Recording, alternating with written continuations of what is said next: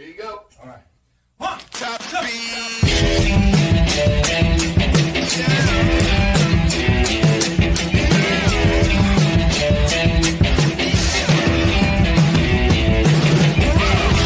Table set before me, so plus the other side can't ignore me. They just wanna join, say Lord you would change up. Maybe you should flip a coin. They got the trophy waiting for me where I'm going. Put that banner up. The skills here are so intact.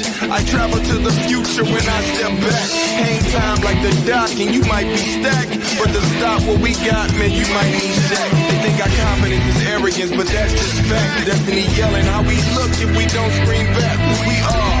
Cream of the crop, the top tier. That's why they beating on the drums, cause the champs in here. Yeah. Yeah. I'm hungry. Oh, just look at that piece. Yeah. Come on. We were never getting on our level. We go here, we would never settle. Trophies raised high here, we call it heavy metal. Giving no breaks, feet on the pedal, top speed. Up for any challenge you bring. See the results of the last group that challenged the team.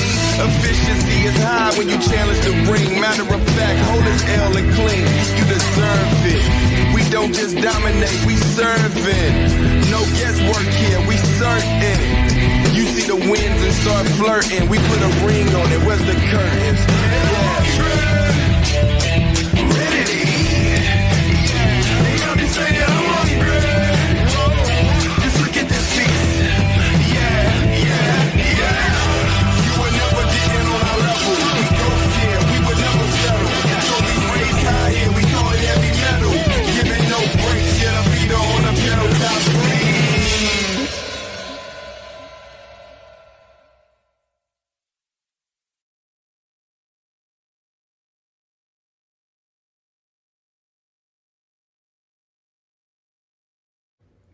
I told y'all in a few videos a little while back about the feud between Thomas Jefferson and John Adams.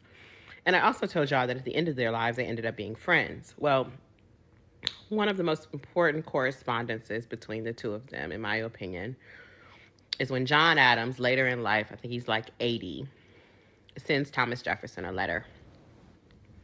And in it he says, "What do you mean when you speak of revolution? The war? That was no part of the revolution. That was a consequence of it. The revolution had been fought with pens and in the hearts of men decades before a drop of blood was ever shed." And one of the reasons I like that passage so much is because it makes it abundantly clear that the transformations that are essential to a revolution, that are critical to a revolution, don't take place on the streets, don't take place in fisticuffs, aren't about a conflict between any two sides. It's about transforming people's understanding of the world around them. And through that transformation, fundamentally altering their relationship to the world around them because you've changed their minds. So if a lot of y'all on this app critiquing the idea of revolution or revolutionaries or talking about how ready folks are and are not for revolution or asking what the real solutions are or how we actually start the revolution or what we do to change, what becomes clear to me is that none of y'all have actually studied revolution. Because if you had, you would realize that the actual transformation, the most important transformations, are happening in this space, on this app, through our dialogue, through our exchanges with one another, on other social media platforms, in what we write and talk about, and how we understand and are made to be aware, how our consciousness raises, how our knowledge expands. That is the transformation. That is the revolution. Everything else that happens, including conflicts that emerge, are a consequence of it. So for those of you who are saying y'all ain't doing nothing but just talking, y'all ain't doing nothing but just describing the problems, we know that already, what do we do now? You're missing the quintessential piece, which is that the transformation has to come by understanding and awareness and knowledge. Everything else that happens, all of the external transformations, are a consequence of that first, foremost, and most important transformation that must happen in the minds and hearts of people. That is why the discourse is so important. That is why educating is so important. You ready for action, you don't realize the action is a consequence of the mentality that must shift. So please let us cook. She said that. Woo! I love that woman, man. Yeah, guys. At first I thought to myself, I'm like, when I started doing this, I say, what I'm doing it isn't, this isn't like revolutionary talking behind a microphone. I mean, a lot of people do it better than I do, obviously, but but this woman is right. This is revolution. You're able to tap into somebody's mind. Maybe they didn't know, um, like they didn't know how to think a certain way. Like maybe what I said could touch them in a certain way. Something like that. Um, yeah, I love her, man. I play that for motivation. That video gave me the motivation to keep on doing this because at one time, y'all, I wanted to quit doing this. I said, man, people ain't that interested. I mean, it's just very small, a very small network. There's a lot of other bigger platforms that are way better than me at this, and been doing this for years now. I just started. A lot of uncertainties that went on, but yeah, maybe I'm touching somebody's lives. You never know. Hopefully, I am. I want to touch people's lives. I want to change people's lives. I really do.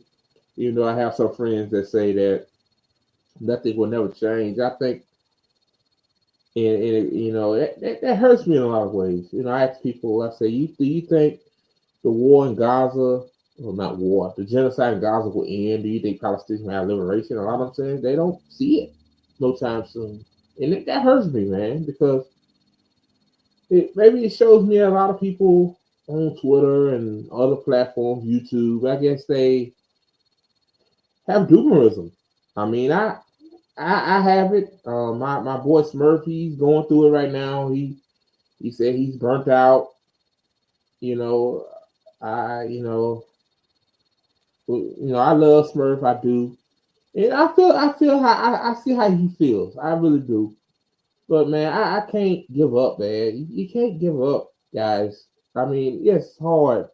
There's so much shit in the world going on. It's like now COVID, like it's kicking back up. Now Willow, she has COVID. Well, my other friend, she had COVID a few months back, and she's still recovering from that. It's so much shit going on, man. Now it's another flu-like virus in a part of the Congo that killed 143 people. Which, I mean, if you're in the Congo, you most likely you're malnourished. So that could contribute to it. We don't know what it is yet. The World Health Organization is now trying to figure out what the hell going on in there. And it's just, man, so much shit, man. Sometimes I feel like, what, nothing's gonna change. I might as well stop doing this shit. Just going back to be a regular guy, but I can't do that. Um, maybe maybe I might be the bridge to another pathway. I mean, so yeah, y'all. Sorry for that long soliloquy, man. It's just, you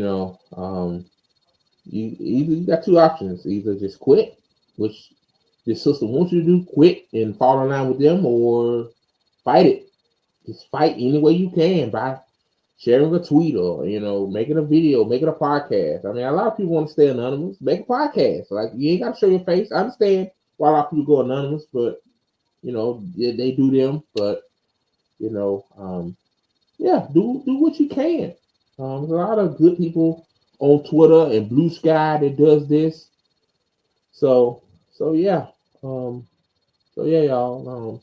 Sorry for not for tea time yesterday. Tired peasant. She having car trouble again. So she's she's worried about that. So and Daniel was supposed to come on, but I guess he must have forgot or whatever. I mean, it is what it is. It's not that serious. I'm not mad with him about that. He going through his own personal issues too. So I'm not trying to I'm not going to go there. I'm not a toxic person. And so yeah, and so yeah, y'all. What's up, guys? Sorry for the long intro. Welcome to the latest episode of the Good Faith Show. I'm your host, Andre Morton, and the Good Faith Show is only on the ATP Network. You can catch the ATP Network on various platforms. We everywhere, man, except for Rock Film for some reason.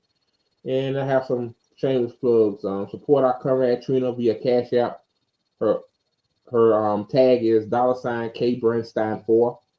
And also too, Ty Pez, I told y'all she having car trouble.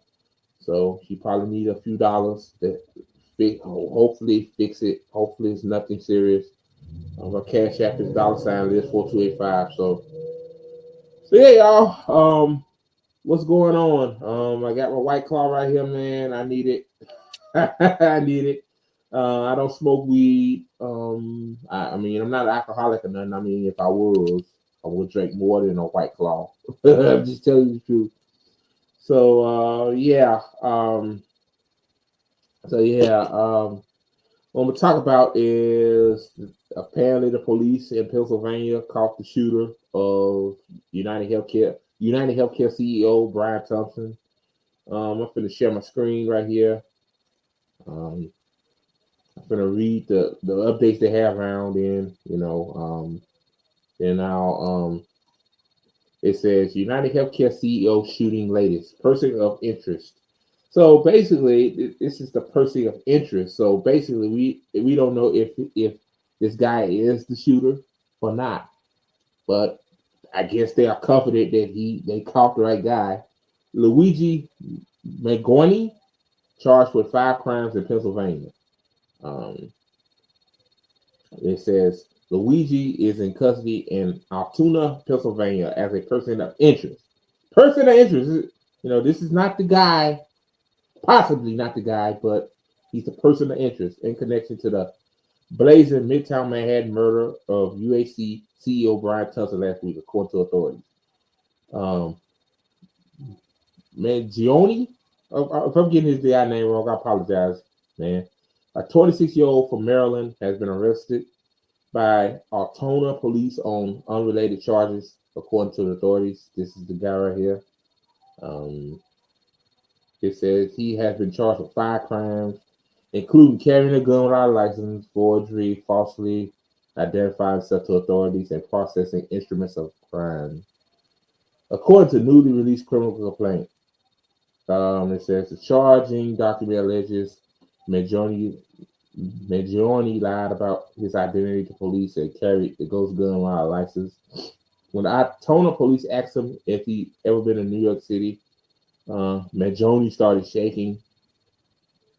According to the charging document, he didn't answer the question directly, police said. That's the McDonald's right there, I guess. He was on a Greyhound bus traveling through Altoona on Monday morning, sources said. When he got off and walked to a McDonald's, where a witness recognized him for the images of the suspect circulated by police. Maggioni was sitting and eating when a McDonald's employees reported him, and because of that, we believe we have a strong person of interest. That's the clues, guys. New York City, Eric Adams said at a news conference Monday. He matches the description of the person we are looking for. And this is the description of him right here. This is supposed to be him. It says, Maggioni had a ghost gun capable of firing a 9mm round in a suppressor. Police said the gun and suppressor were consistent with a weapon used in the murder. NYPD Commissioner Jessica Tisch said the gun may have been made on a 3D printer, police said. This is the gun. What's the silencer on it, though? Okay. It says Maggioni had also had a 3-page written document that speaks to his motivation and mindset. Tish said, "It does seem that he has some ill will towards corporate. It does seem that he has some ill will towards corporate America." Police said. Well, I mean, uh, I mean, yeah. I mean, I would have ill will towards corporate America too. They keep fucking over the American working class, which you people don't give a fuck about. Authorities are given going through his writings more thoroughly to understand his motive. It says Mangione had multiple fake IDs with him, including a fake New Jersey ID, matching ID the suspect used to check into the hostel in New York City before the shooting. Kid said, "Wow, yeah, it is right there." Police also recovered clothes, including masks consistent with those worn by the wanted individual. Kid said. Police said it happened. It appears Mangione, a 2020 graduate of the University of Pennsylvania, acted alone, and they did not have his name before now. Okay.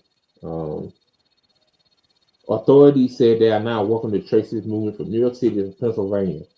It says Pennsylvania Governor Josh Shapiro said he was traveling between Pennsylvania and Pittsburgh with stops between, including in Altona.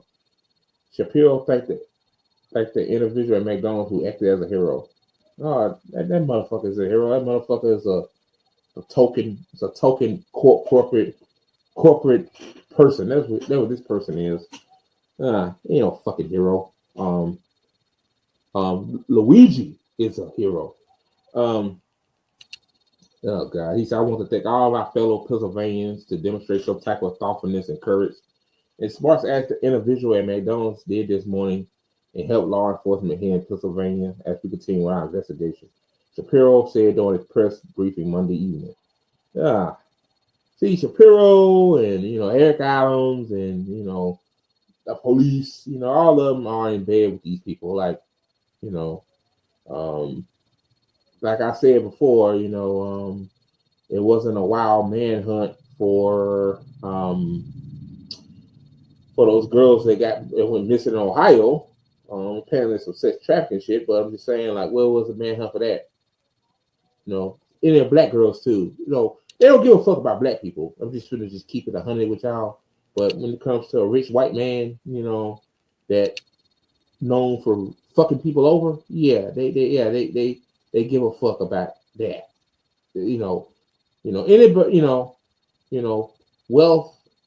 Wealth is important in this country.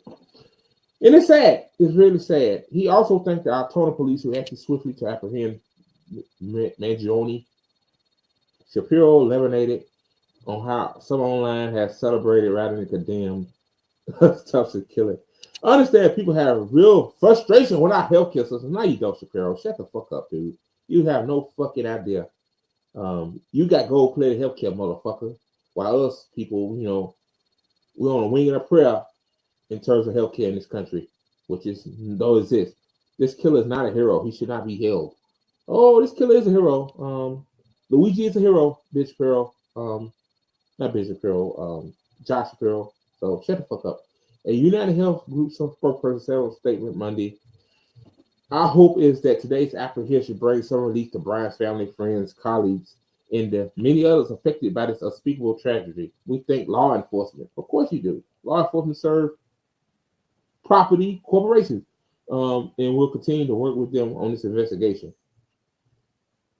It says, on Wednesday morning, the masked gunman shot Thompson at point blank range outside of the New York Hilton Midtown, where Thompson's company was holding a investigation company.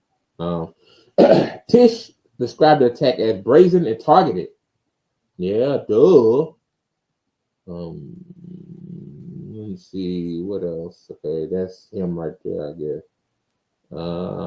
It says right after the shooting. Yeah, okay, we read all that. Yeah, we read all that, and then I guess they discovered where he was at. Okay. It's an enormous amount of forensic evidence has been recovered, as well as hundreds and hundreds of hours of video, police said Monday. On Sunday, members of the New York Police Department dive team searched underwater near the best. That's the found. Nothing was found. Police said. Um, the suspect's backpack with a jacket and Monopoly money inside was found nearby in Central Park. Okay. So that's it. That's the update. So apparently they got the person of interest in custody. So that's crazy. The person of interest, which might not, well, they called and they said that the ID, the fake ID matches the the one that he used to check into the hostel. I guess that must be a motel or something in New York City. Um, and yeah, so yeah, I mean, if Luigi was the one that did it, you are a hero, my guy. You know, you know, and you are a hero in my eyes. You are, because that's crazy. This motherfucker get to live a happy life. He got. I'm pretty sure, obviously, if he gets sick, all his shit's covered. He can pay for it out of pocket. He's a billionaire, but a millionaire. But why my dad and my mom, my dad died. I'm gonna tell the story right now. I might as well.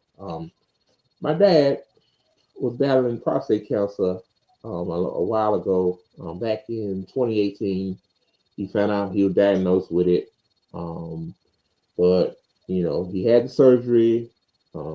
He went through chemo and radiation. We thought he was in remission, and then it came back, and it was more aggressive cancer. And when they thought they had it, it moved to other parts of his body.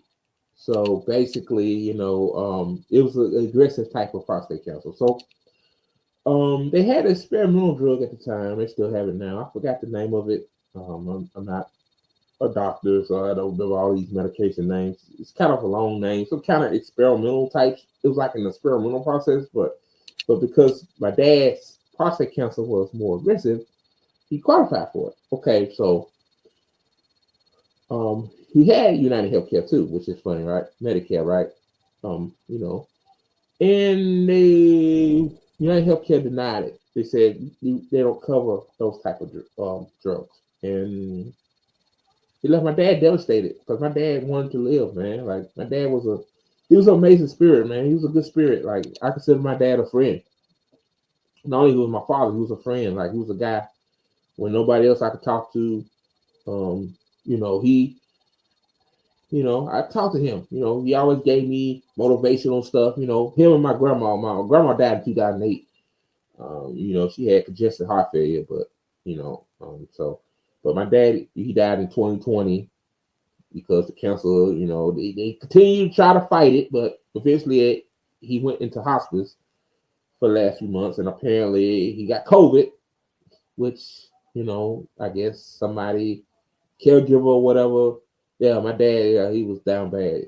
Caregiver came, guess she must have had it, gave it to him, and he recovered from COVID, but apparently COVID, gives you heart attacks and stuff. So he had a heart attack, he died. So yeah, and my mama, back in 2005, March of 2005, she got sick. Turns out it was colon cancer. Now, eventually, she had surgery. It was fortunate the cancer was in one spot on her body, which was good. Usually doctors they scan your whole body to see where other parts of cancer be.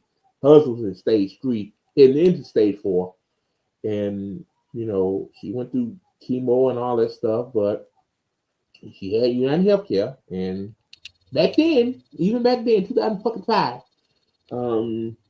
They didn't cover all of her treatment, so she had to come out of pocket for like half of it. And my mama was broke. We were dirt broke at that time, man. Like, we had no money to cover shit. Like, we barely had food on the table. But yeah, and my auntie was on the phone with them, arguing with them, telling them, "Hey, I need to cover this." And eventually they did something, but she still had to go into Chapter 7 bankruptcy at the time in 2007. So yeah.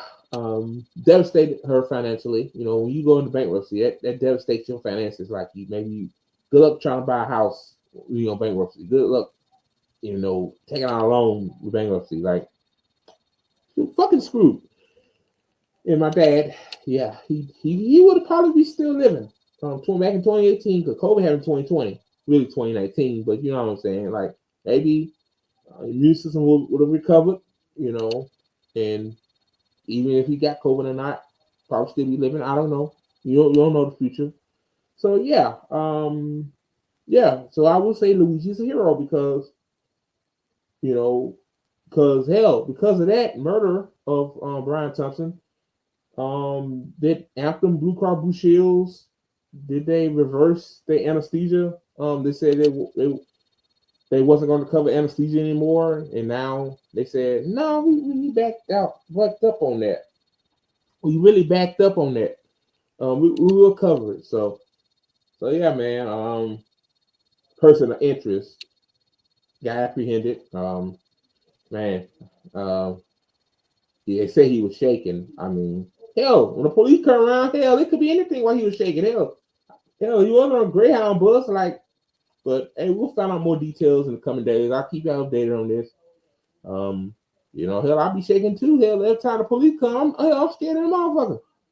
Hell, a traffic stop or something. Hell, you don't know what the cops could do. So yeah, y'all, that's the update on that. Okay, guys. So the next story I wanted to talk about is subscription services, man. Wow. Subscription services are a detriment, man. They are. It's mayhem with subscription services.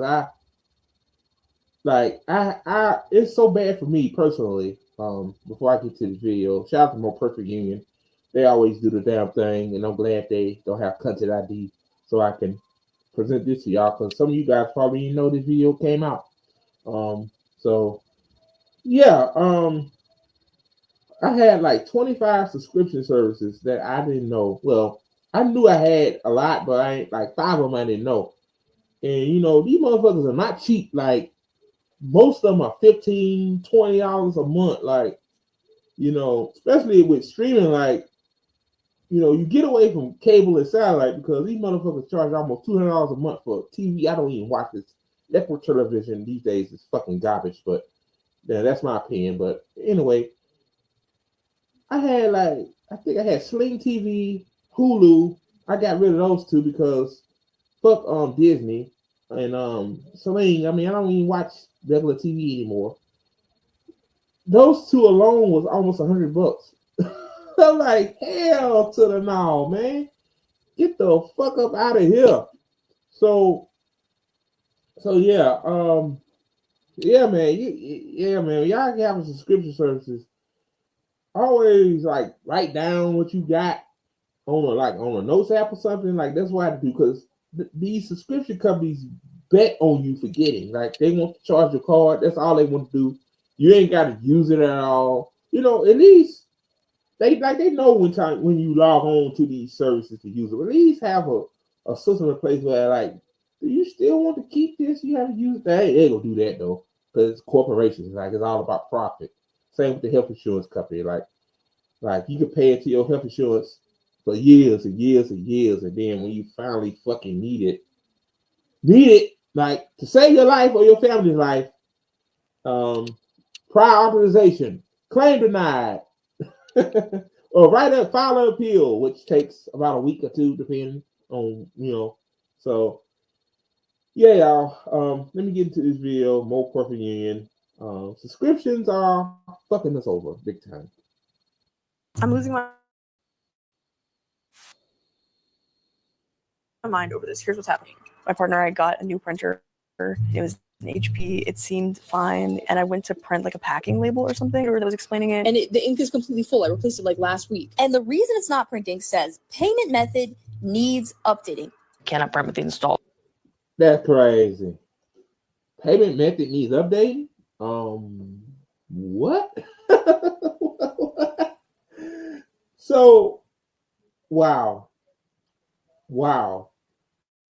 That's scary, man. So, but I'm not surprised. Sorry if my camera a little blurry, y'all. The autofocus on this thing is off. But let me continue, man. cartridge. As you can see, this page is printed fine. That's infuriating. Yeah, I would be definitely. so mad if I'm trying to print something out and my Yes. printer is like keeps printing out a page that says I can't Exactly. print. I won't print. I won't print exactly.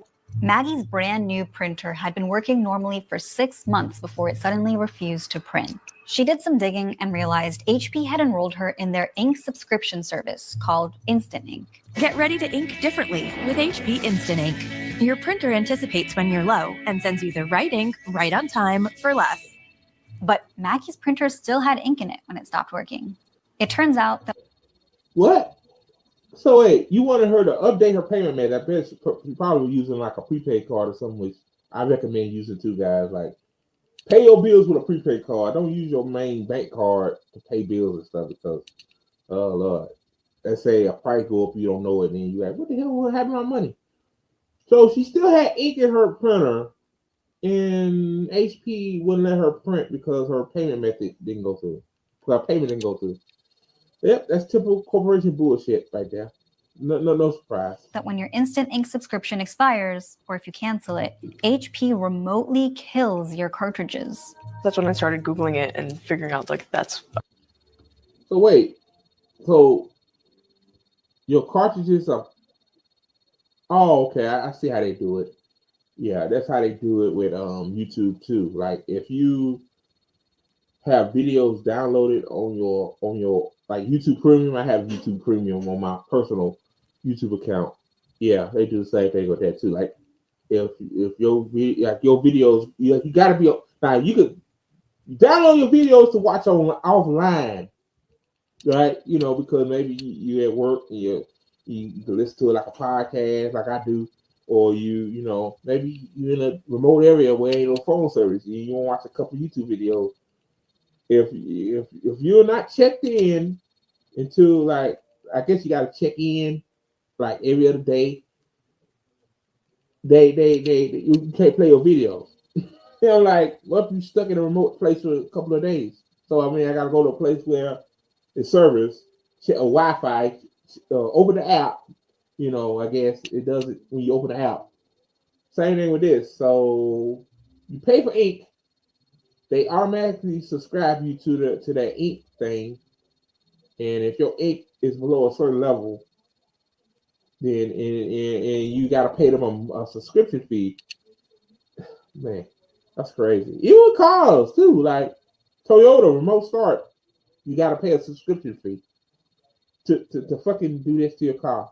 Hell, do it like the old school way. Just it's hot, turn it on, let it circulate in the car, and it's hot, motherfucking. I mean, it's cold. Turn on the heat, man. Fuck that. a problem other people were having. The ink that you paid $122 some for, that's in your printer right now, you can't use that. I have 2 full cartridges that I don't have access to because I canceled HP's Instant Ink. And but my thing is, okay, wow. So she canceled it and she can't use her printer. And the printer, some printers do connect to Wi-Fi, so most likely that's fucking bullshit, man. HP needs to be sued for that. Needs some kind of class action lawsuit for that shit. You pay $122 for ink, which I don't pay for that, man. I get my ink from a discount. I got an older printer that's like 10 to 11 years old. I'm still gonna use that motherfucker until the fucking, till it stop printing, man. Like, fuck that. Fuck that. Like, they're gonna do these computers like this. Next, Windows, I said Windows do this shit. Windows have problems with their PCs as it is. They're gonna have some kind of subscription service. If you cancel it, you can't use the operating system. It's gonna get worse before it gets better. It's always like that. Monthly service that they want to fuck everybody with. Subscriptions are so annoying and they're everywhere these days.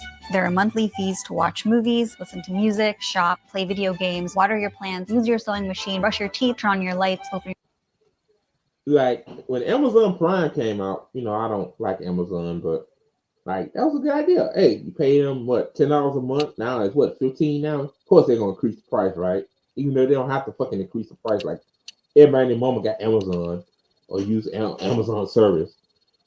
Like pay $10 a month, and you get your packages that are with Prime 2 days, like 2 days, like better than a week.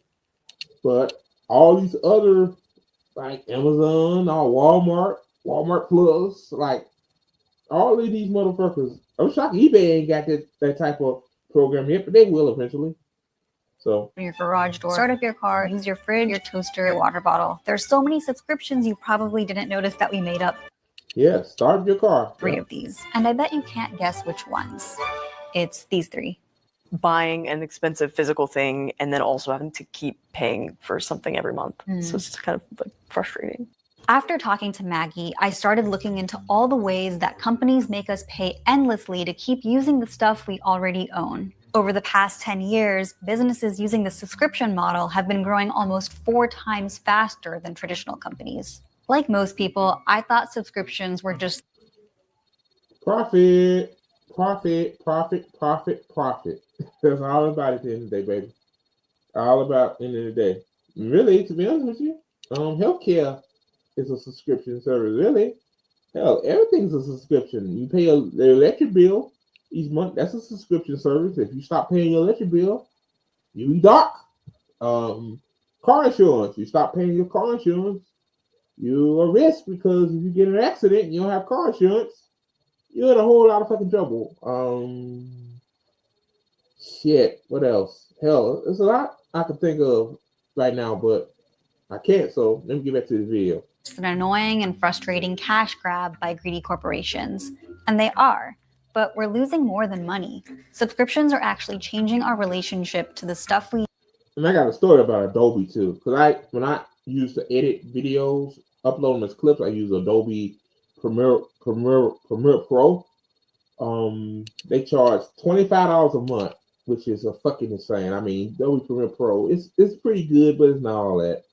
And if you cancel, you have to pay an early termination fee of $100 and some to cancel. Like, Adobe start doing that, a lot of these other companies will start doing that. If you want to cancel your Netflix subscription, you most likely will have to pay $50 or $100, whoever knows. Like, monkey see, monkey do in this industry, man. This is an evil industry. Use and rely on every day in a kind of dangerous way. Do you know how much you spend on subscriptions? For the average American, it's nearly $300 a month. Let me guess, you're thinking... Mine is $200 a month. So there's no way you spend that much. Well, the average American... 20-some subscriptions I was a part in. And I barely use, half of those. Like, Netflix, I'm going to cancel my Netflix subscription because Netflix removing Palestinian content and they promoting Israel content, which is a no-no. I barely use Netflix. I watch 2 or 3 shows on there once a week. Like, I don't even use Netflix. And fuck Hulu, Disney, and yeah, Canva. I got Canva because I need to make thumbnails. Like, in this industry, you got to pay for stuff. Like, StreamYard is a subscription. StreamYard is not cheap. I had Easy Nukes, but I really didn't care for it. It was kind of unstable. Like, when I did pre-recordings, it was unstable. Like, of course, a lot of people tune out of that because, hell, if it's not smooth, it's not worth watching. Yeah, like, you gotta pay for everything. You gotta pay to stream.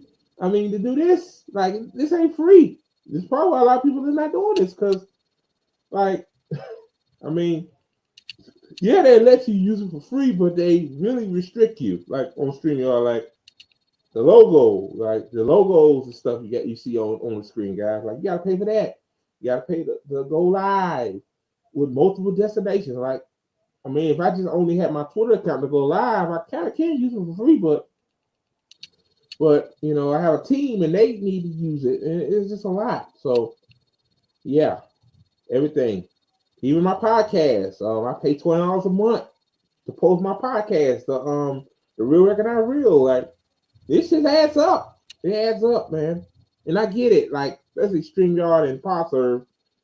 Like, they need, you know, they gotta maintain this shit, but some of this stuff is kind of useless. I'm just saying.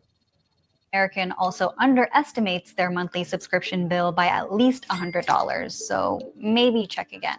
Point is, people are sick and tired of subscriptions. I'm assuming. I couldn't actually read the article. But this business model isn't new. It's been around since at Use removepaywall.com. That's what the fuck I use. Like fuck New York Times and Wall Street Journal, man. Like and Fortune too. Like Fortune charge $25 a month for you to read their shit. Fuck that. Man, I use a tool called Remove Paywall. Shit, I'm tired of paying, man. Hell, man, they want to suck poor people dry, man. Like poor people that trying to maybe fucking watch a couple of movies or read an article, like, or read a book, like, or use a toothbrush. Need a subscription service for what? To brush your teeth for 2 minutes? Come on, man. Oh my God! But I'm not surprised.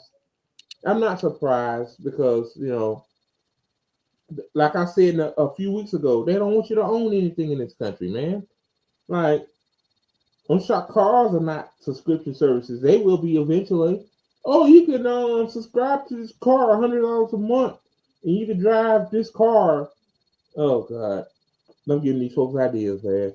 We heading that now. At least the 15th century with the invention of the printing press. Newspaper readers subscribed by writing their name underneath an agreement. Sub, under, scribe, write. The publisher earned customer loyalty and therefore a predictable, steady revenue by offering customers a convenience, extra value, or both. In this case, the latest issue delivered straight to their door. It was a win-win. Media subscriptions were born in 1948. Cable TV brought higher quality signals for a cheap monthly price. In 1997, Netflix extended that concept to DVDs, free delivery and no late fees. And when they launched their streaming service in 2007, eventually leading to, well, all this, that provided an even bigger value. Unlimited music, movies, and TV on demand that you don't have to lug around with you. And you know what's fucked up too? Like John Q, for example, like, I'm watching it, because, I just heard of that movie, which is crazy. Denzel Washington played it. And I recommend watching that movie too, guys. It's a good movie. It's about John Q. He's he had to do what he had to do to give his son life-saving medicine because apparently I'm dark. Oh God. Hold on. Here you go. All right. Top speed.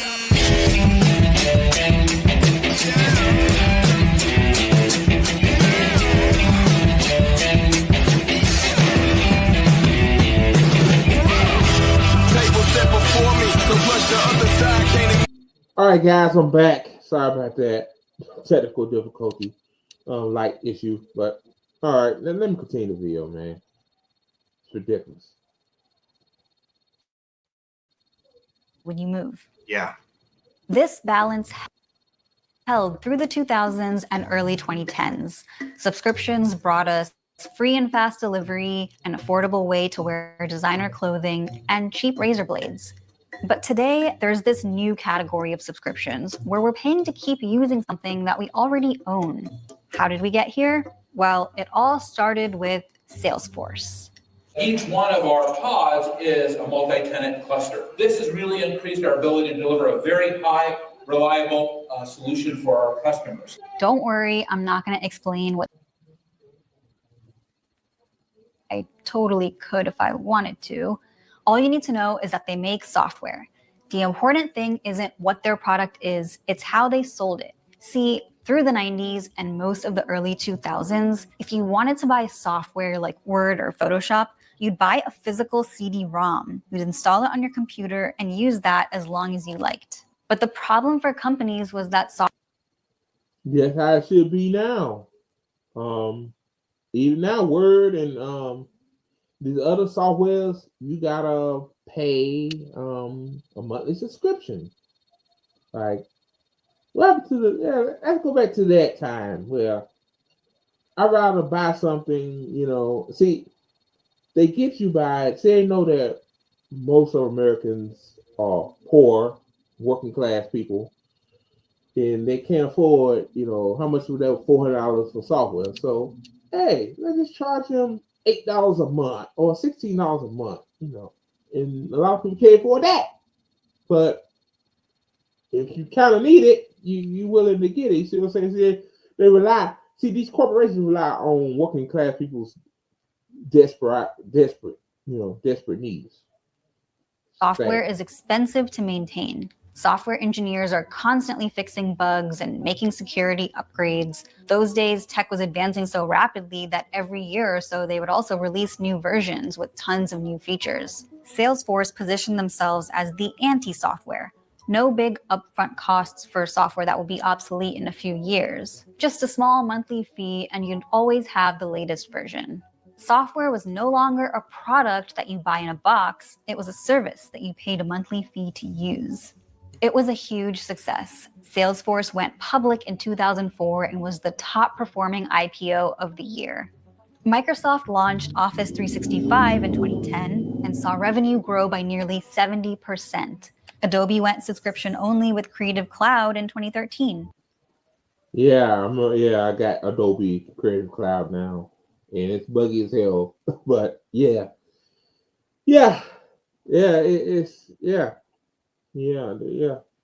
When they offer these subscription services, you think it's convenient, but at the end of the day, it's ching, baby. Subscriptions have grown 16 times since then, driving most of the $200 billion company's growth.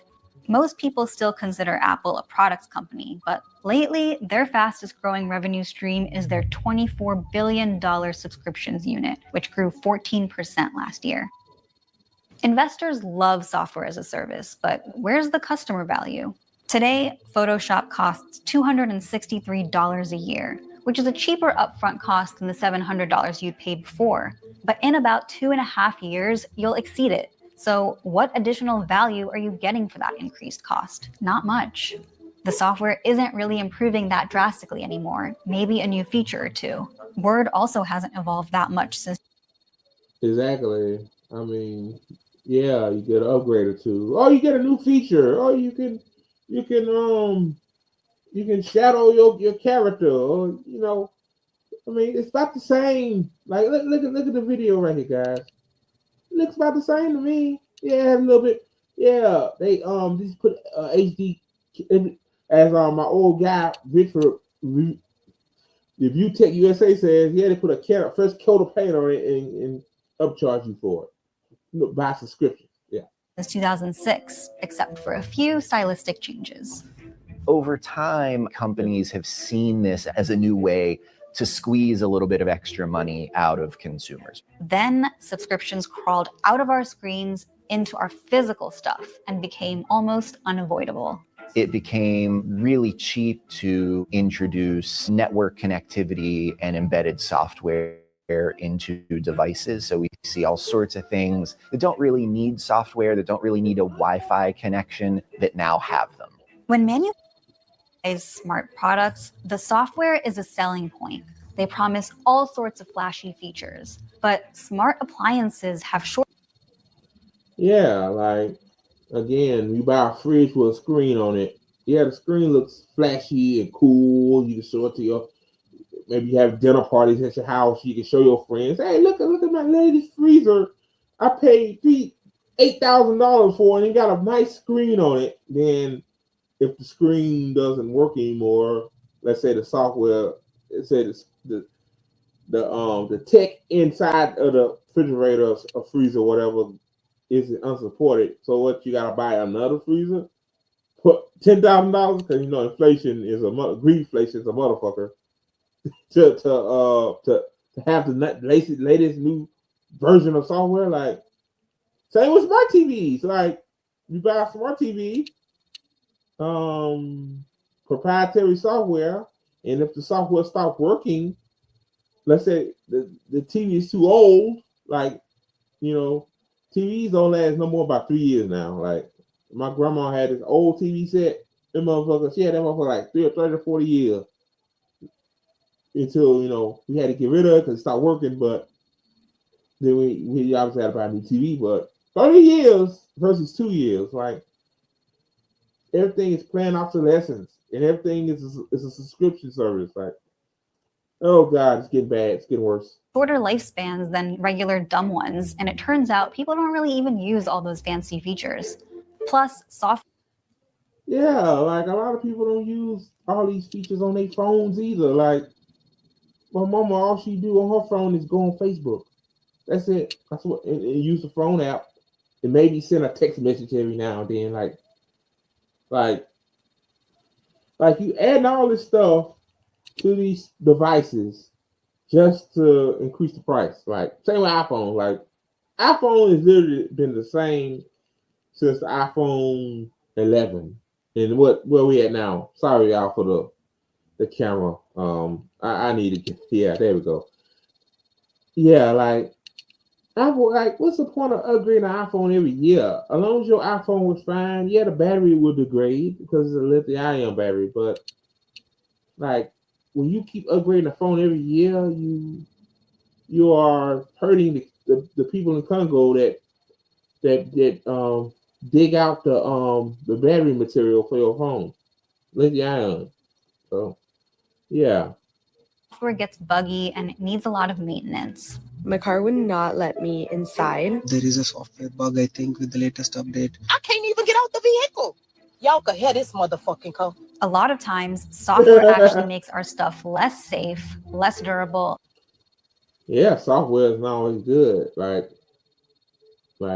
yeah, glitches happen all the time, bugs happen all the time, and they want to charge us a monthly fee for buggy ass shit. Yeah, it's bad and weirdly hostile. I'm in fine working order, giving these people exactly what they need.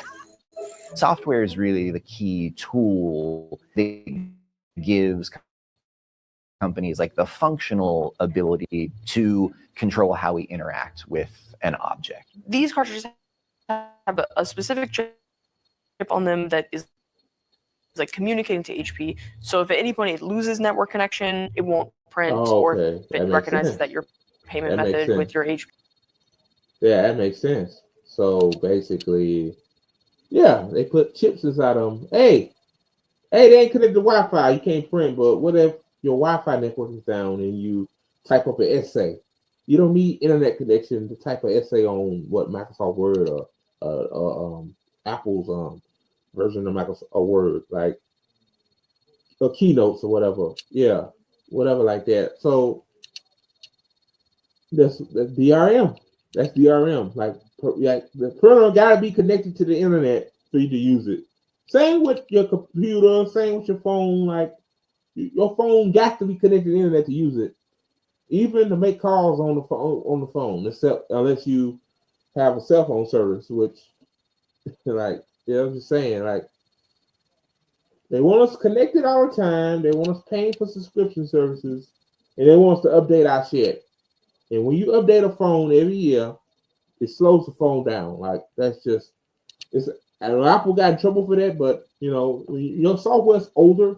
So it's a lot, guys. Then it won't print. This tactic is called software tethering, and it shows up all over the place. Car manufacturers have started trying to lock certain features behind a paywall. BMW will let you freeze your butt off unless you pay them a subscription. $18 a month for heated seats. That's actually one of the craziest things I ever heard. Tesla owners have to pay $10 a month to gain access to all of their cars' navigation and streaming features. To have to pay extra for something that the car is in the car is ridiculous. And Mercedes locked faster acceleration behind a $1,200 yearly subscription, along with a bunch of other stuff. Unlocking the dash cam will cost you an extra $16 a month. Remote starting this will cost you an extra $35 a year. If your Mercedes gets stolen, they will help you find it, but for $2 a month. You bought that heated seat. You bought those components. That's crazy. A heated seat, you got to pay $18 a month for? Yeah.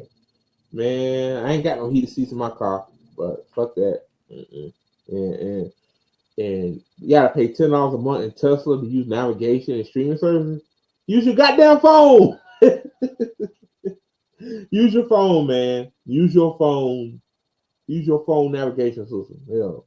Apple Map, Google Map, whatever the fuck you got, MapQuest, whatever the hell. Fuck that. Like it. Wow. And Mercedes, man, $1,200 a month to unlock acceleration, in which, I mean, wow. Just to go 10 miles more over the speed limit, you gotta pay an extra 12, man. Fuck that. Put that into the price of the vehicle, and now they're charging you for the right to use it. A brand new electric vehicle, you can't even access the damn thing. This is 2022, people. This is what the future looks like. Imagine if we charge you for gasoline, then charge you for the right to burn it in your engine. This is greed. I don't care. Oh no, it's capital. Start giving ideas, people. Don't give ideas. Oh God, now gonna be a subscription service to burn gasoline in your car. You fill it up, $50 to fill it up, then we charge $2 a month for you to burn your gasoline. Oh my God, bro. Oh God. At this point, I don't even want to own a new car because I know even the car I want to get is an Acura Integra. I'm pretty sure there's a subscription service for that too. I wouldn't be surprised. Oh God. This is greed. It's the kind of stuff that just makes you want to take a giant dump on someone's head. It's not just cars. The snooze smart bassinet, the Aura Ring, Hatch alarm clock, Ring camera, these are all expensive products that don't work fully or at all without a subscription. Those kinds of subscription offerings aren't adding new value. They're just imposing a tax on using the things that we feel like we've already paid.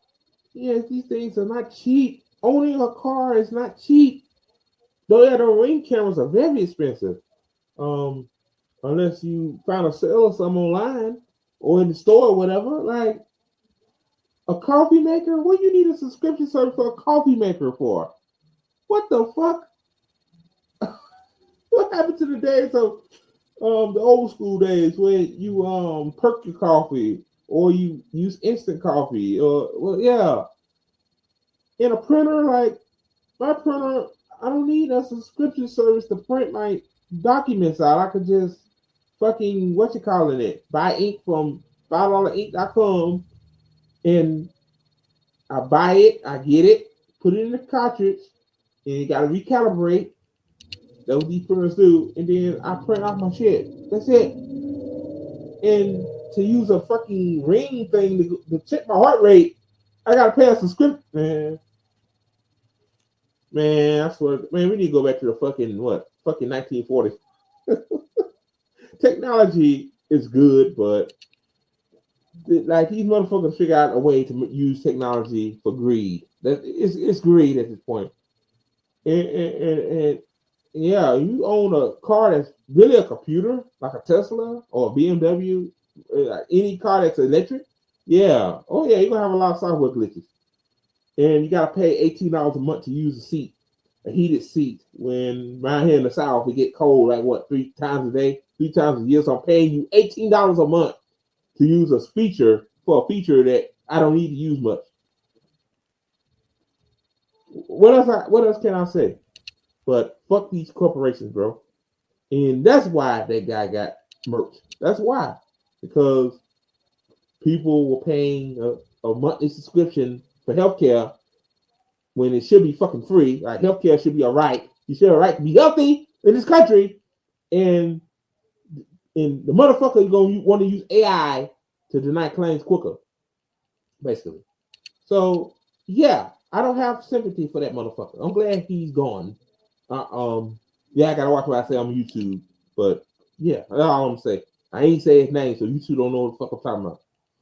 Paid for. This clear lack of customer value is also why so many streamers Refrigerators is, oh my God, yeah, refrigerators too. And subscription services have to use deceptive marketing practices to trick us into subscribing, like free trials that automatically become paid memberships and dark patterns that make it hard to cancel. Software tethering also allows companies to force us to use their expensive refills. GE put digital locks on some of their smart fridges, so you can only use their name brand water filters.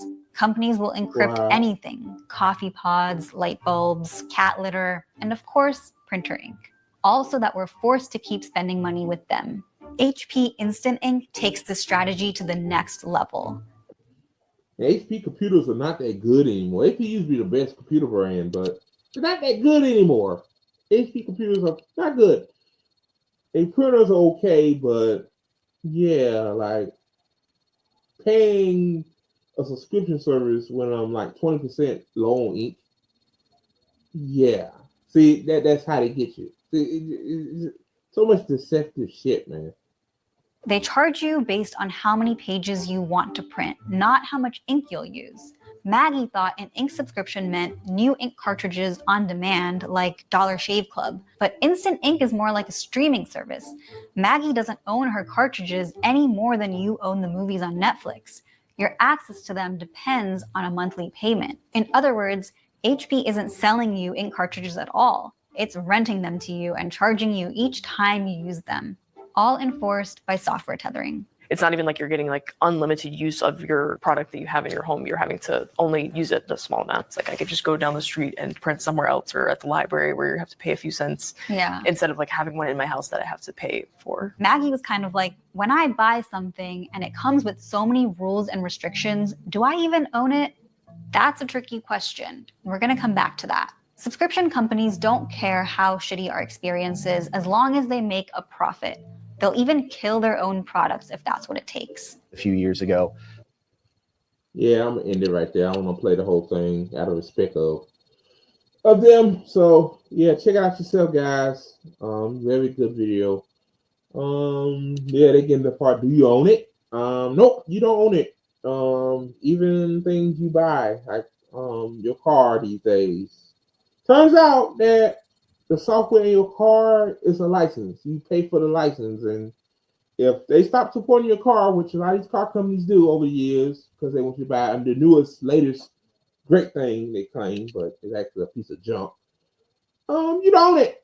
You don't own nothing anymore. You don't own a home. You rent. They want you to rent. So yeah, like you don't own nothing anymore. Even shit. Even clothes might have a subscription service. Hell, who knows? These days. So yeah, y'all, that's that. We don't own anything. Everything's a subscription service. Just more things to fuck us over. So, all right, guys, one last video. I really miss the days of owning shit. Like I still got games over here beside me that I own.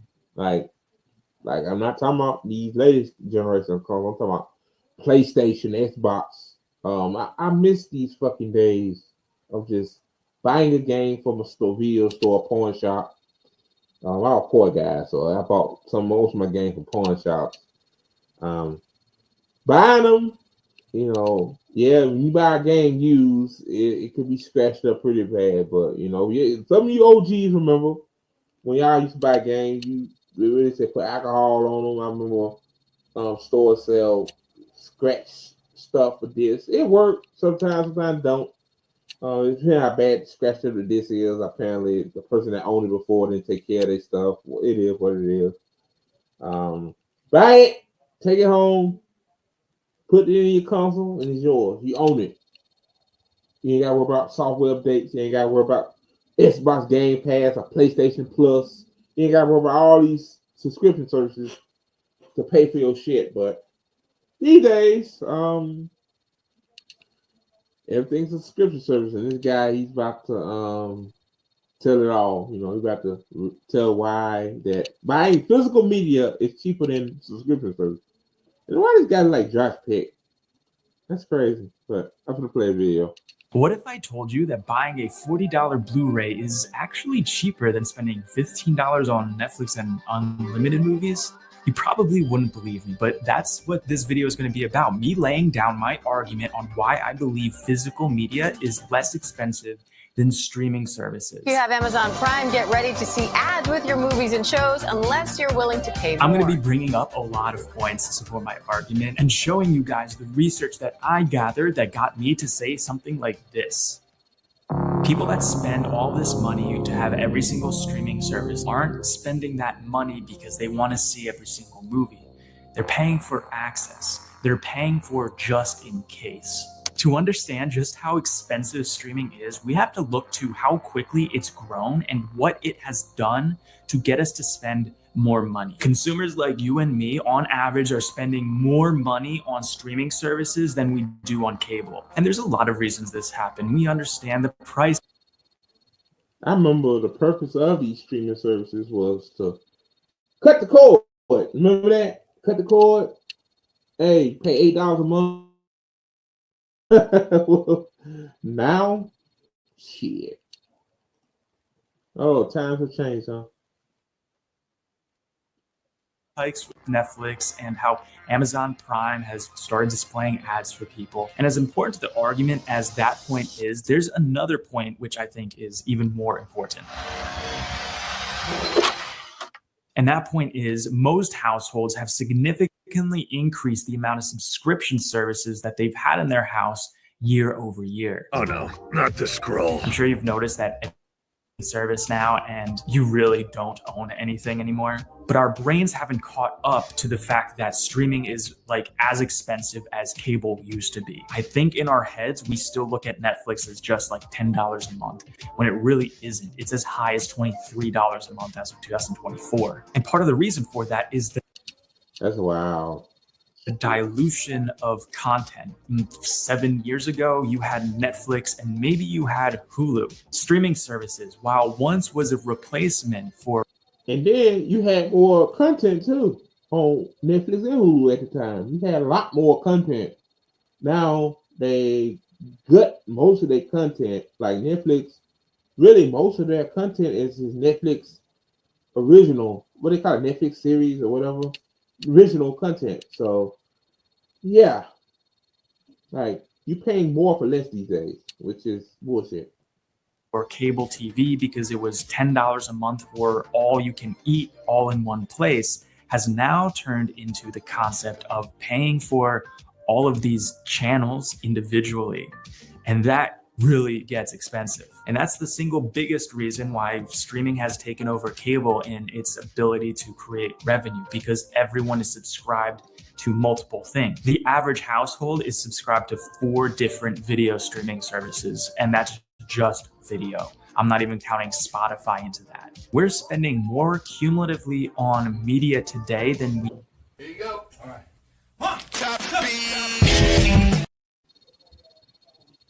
reliant on just physical media. The average person didn't go out and buy DVDs every single month. They bought a movie here and there. But now we're paying for streaming services that we don't even touch for months on end. I was just watching a Colin and Samir video and they said this. I don't miss opening Netflix on a week-to-week basis. Yeah. I just don't. I can go weeks without opening. There's not enough new stuff. And that's why Netflix and Peacock and whoever. Yeah, that's true, man. Like, Netflix ain't really got that. The content is, yes, okay.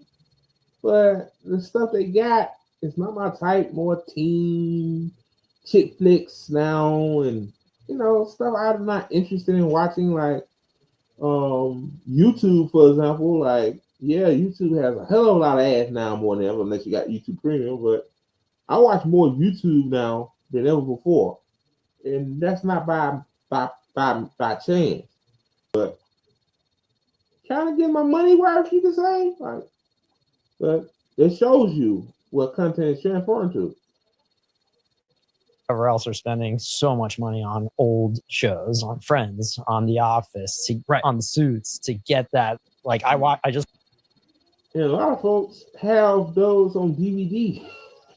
The Friends, The Office, Martin. Like you go on Amazon and buy the Martin DVD collection for like what, $10, $15.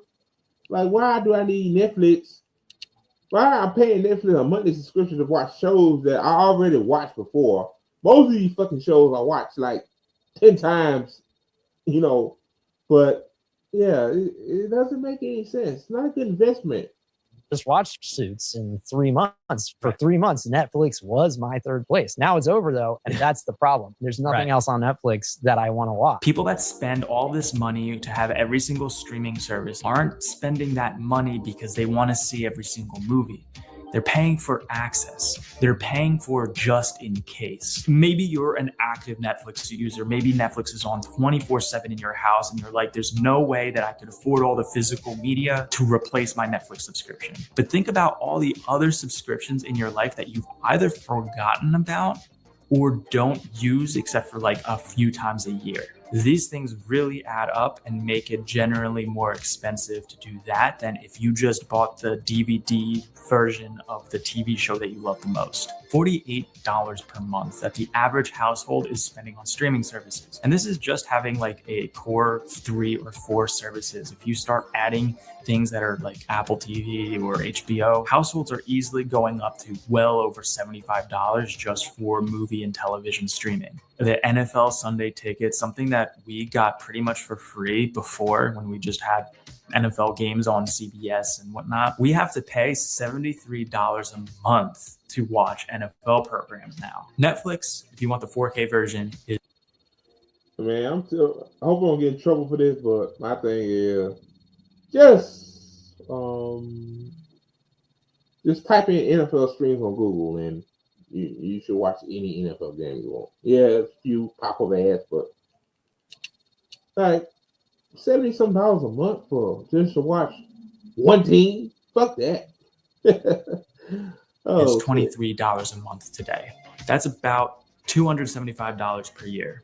If you add Disney, HBO, and Hulu, that's another $360 per year. $140 for Amazon Prime, and I get it. You also get the bonus of free shipping and Amazon with that. Audible, Skillshare, Xbox Game Pass, Spotify. All of these costs add up to over $1,000 per year that you're just spending to rent things that you will never own. You're just paying for access. And you get access at a way lower quality than you otherwise would be if you bought it on physical media. I've been harping a lot on the financial costs of streaming, but there's a ton of non-monetary costs to streaming as well. And the most obvious one is that you don't own anything you watch. If your favorite show or movie leaves because they can't renew the rights, it's gone, and then you're gonna have to subscribe to another streaming service. Yeah, like John Q. Apparently they couldn't. It's not on any streaming platform that I own, so I have to pay YouTube $4 just to rent a movie that people probably seen 8 or 9, 10 times already. So yeah, we're in a murk situation. So let me continue. Service. I remember when in 2021 they removed The Office. You get all of these memes of people posting about their Office subscription going away. Like, for example, Christy Lee binge watches Gilmore Girls on Netflix, but we've been watching The Office on DVD recently, and she was like, you know what, maybe I'm just gonna get Gilmore Girls on DVD. It's a fun ritual to take the DVD out, put in the DVD player, go through the menu system, and hit play. And I know someday there's not going to be Gilmore Girls for her to watch on Netflix, so she might as well just stop using Netflix today, because you could literally buy the whole DVD collection for like $60 or less on eBay. You would think at first glance physical media is just way more expensive, but it's really not. If you're only using Netflix to watch Gilmore Girls, spending $60 so that you own it forever is way more tangible. If you're a collector and you need every brand new 4K Blu-ray, yeah, sure, okay, that cost adds up. I understand. But that's not the general public. That's not how I operate. That's not how most of you operate either. I don't think I'll ever be in a position where I'm going to want to get a new release 4K Blu-ray, but let's just say that I am. It's going to be a special occasion. I'm going to spend $40 or $30 on it. I'm going to buy it once. I'm going to have it forever. And that's a purchase that I made instead of renting something. The movies that you love enough to physically own are movies that you're going to probably be rewatching over and over again. And just a quick break, as I was filming this video, I thought 4K Blu-rays were more expensive than they are. $17.50 for Oppenheimer. There are expensive 4K Blu-ray collections, like 3 films for $55. It's just something to remember. It's cheaper than you think. There's other ways. So yeah, y'all, I'm gonna end it right there. Yeah, I'm having light issues. Sorry, I'm from dark. I'm not this black, guys. I know. Oh man, I used to be this black when I played football, but you know, over time I got lighter because I'm not in the sun anymore. And that was a long time ago. I played football, so high school football. So yeah. All right, guys. Yeah, you don't own anything. I might take this guy's advice. I might start buying Blu-rays. Shit, man. Like, hell, fuck these streaming services, man. They charge you more for less. Like, yeah, you might see a show you want to see, but like, for example, Friday Night Lights on Netflix. It's going away soon. Like, it was on Netflix for years. Now it's going away. So, because they own the rights to it. Maybe Hulu might get it. Then maybe Disney might get it. Then maybe, well, Hulu is Disney. Maybe HBO might get it. So, it's like they sharing the same thing, but you gotta have all of them to get the. You know what I'm saying? It's too much. So yeah. Before I go, shameless plugs. Help out Ty Peasant. Cash App Liz 4285 and support Trina. Cash App. Her Cash App is K Brandstein 4. So yeah, guys. Thank you so much for watching. The Good Faith Show. Hopefully next time you see me, I'll be in more light. And I'll be out of town, so you might not see me live. Anyway, I need a break, man. For the last few months, man, I've been eating at this network, man. We now at 1,100 subscribers on YouTube. We're now at 40 something on Rumble, and we at 10 on Twitch. Like, yeah, we growing profusely, and I want to thank all you guys that watch my shit. I know y'all want to see the other guys, but give them time. Shit happens out of your control. So again, thank you guys so much for watching.